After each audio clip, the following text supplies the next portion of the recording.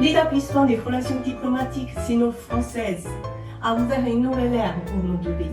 Ça a été une grande ouverture entre l'Occident et la Chine. Les échanges culturels permettent de développer la compréhension mutuelle et de contribuer à rapprocher les deux peuples. C'est la réciprocité qui est la base d'une amitié franco-chinoise forte.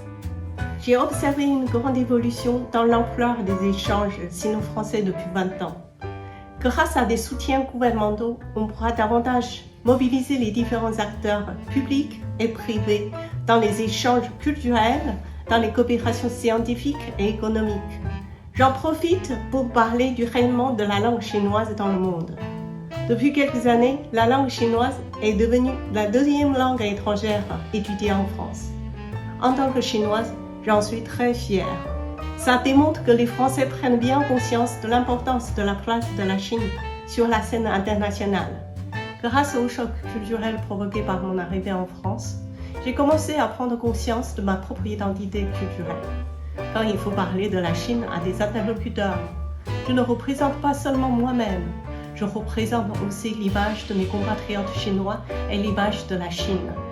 Dès ce moment-là, j'ai ressenti ce besoin fort de m'enrichir davantage de la culture de mes propres racines et de l'histoire de mon pays.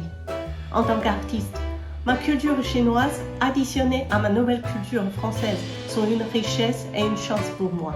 Ça me permet aujourd'hui d'avoir un regard plus aiguisé sur l'art contemporain occidental, en parallèle de l'art contemporain chinois.